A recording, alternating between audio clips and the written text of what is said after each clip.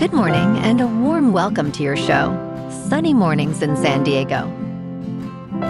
I'm your host, Melissa, and it's Monday, July 27th. You'll be interested to know, 73 years ago, today, in 1953, armistice agreements halted active hostilities on the Korean peninsula, bringing a hard-won pause and allowing prisoners to be exchanged and front lines to stabilize.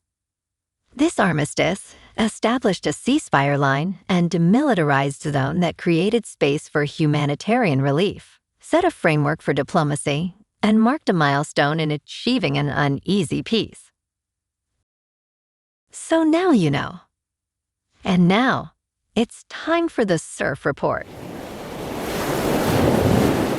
Monday at Tourmaline. This morning it's looking fair with waves around 4 to 6 feet. The wind is sideshore at 4 to 5 miles per hour, keeping it manageable. Conditions will turn choppy as the wind picks up to 9 miles per hour by noon. Expect the swell to stay consistent through the afternoon with 4 to 5 plus feet later on. Best time to ride is at 6 a.m. with a 1 foot incoming mid-tide when the southwest swell is 2.5 feet at 18 seconds and the sideshore wind is 4 miles per hour.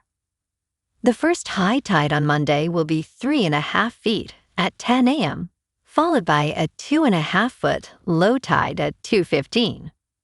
The nearshore buoy at Mission Bay West reads 77 degrees for the water temperature. Conditions remain fair with waves at 4 to 6 feet through Tuesday, but choppy conditions develop later in the day.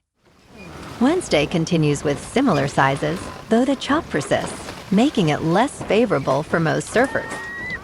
Thursday sees cleaner conditions returning, with waves at 4 to 5 plus feet, providing the best opportunity of the period. This morning, there's patchy fog, and it feels like 73 degrees with no wind. The sunset will take place at 7:54, and it will rise again tomorrow at 6. It looks like we're in for some patchy fog early today, clearing up by mid-morning, with mostly sunny skies and a high near 81, accompanied by a light southwest breeze around 8 miles per hour. If you're inland, it will hit a high of 82. Tonight, expect more patchy fog after 11 p.m., with partly cloudy skies, a low around 68, and light winds around 5 miles per hour. Looking ahead in the weather. Tuesday starts with patchy fog before 11 a.m., then turns mostly sunny with a high near 80 and a southwest wind of 5 to 10 miles per hour.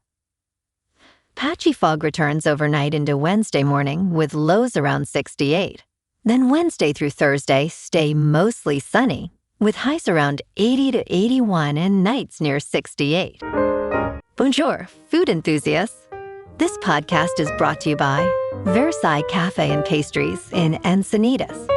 Nestled on El Camino Real South, just north of Encinitas Boulevard, this cafe is a haven for culinary delights. Indulge in their amazing Eggs Benedict or their gluten-free crepes. You can grab a panini for lunch or just breeze on through to get your morning coffee. They are open every day from 8 to 5. So stop on by and don't forget to tell them Sunny Morning sent you. In local news, school board members across California have recently voted to increase their own pay significantly, following a new law that raises compensation limits for the first time in 41 years. In Elk Grove Unified School District, trustees raised their monthly stipends by 500% to $4,500. Other districts, such as Beverly Hills, Oceanside, and Carlsbad, have also increased pay by 400%.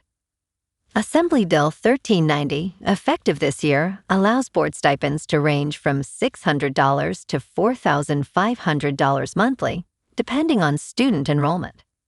While some view these hikes as necessary for attracting diverse candidates, others express concern over the timing amid budget deficits.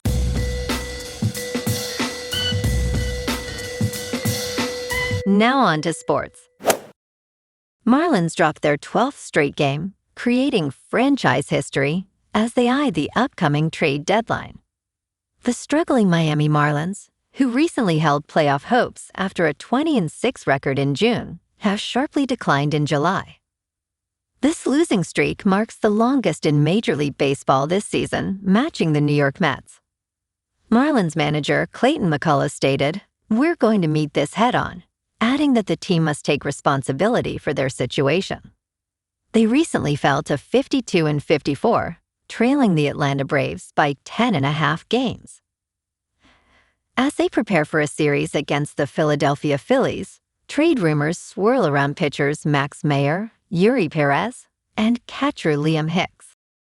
In local sports, the Padres are rolling. They swept Miami this weekend to run their winning streak to 3 straight, with Manny Machado delivering a 2-run homer in Sunday's victory. Jackson Merrill followed with the game-winning shot as San Diego claimed a 5-3 win. The team is now heading home to face Colorado tomorrow night at Petco Park, with Michael King taking the mound for the Friars opposite the Rockies' Michael Lorenzen, first pitch at 6:40. Meanwhile, San Diego SC is building momentum of its own. The team snapped a home win drought with a 1-0 victory over FC Dallas on Saturday night at Snapdragon Stadium. Alejandro Alvarado's 50th-minute goal held up in a narrow finish. Defender Manu actually blocked an equalizer attempt in stoppage time to seal it. That win is especially meaningful for a squad that has battled late-game collapses all season. The club also made a splash this week, signing World Cup winger Elias Akori from SC Copenhagen to a designated player contract through 2028 to 2029. The Tunisia international brings international experience and attacking firepower to the pitch. Over in the NFL, the Chargers opened training camp in just 2 days, but there is one unresolved storyline brewing. Edge rusher Tuli Tuipulotu, last year his breakout star with 13 sacks and a Pro Bowl nod, still does not have his contract extension locked down. Getting a deal done before camp would keep the focus where it needs to be, on the field. In top news, Colorado River reservoirs have reached record lows as the Trump administration threatens major cuts. A worsening water crisis in the western United States has stalled progress, leaving potential solutions dwindling. Lake Mead and Lake Powell, the nation's 2 largest reservoirs, are at their lowest levels on record. 7 states are in disagreement over how to share the rapidly shrinking water supply. Kelly Shannon McNeil of LA Waterkeeper stated that lower basin states have reduced their usage by nearly 20% since 2015. In contrast, upper basin states have increased their usage, citing affordability issues. The Trump administration may impose sweeping cuts after years of failed negotiations. California, Arizona, and Nevada have proposed reducing their usage by about 1,600,000 acre-feet per year. However, federal officials are considering cuts nearly double that amount. Such cuts would likely increase costs for cities, impose tighter restrictions on outdoor water, and significantly impact farmers. McNeil urged residents to contact their elected representatives to push for agreements. A warming climate has resulted in diminished snowpack and less snowmelt for the river each spring. If water levels in Lake Powell drop another 33 feet, hydroelectric power generation will cease. With both reservoirs below 30% capacity, timely decisions are crucial for residents.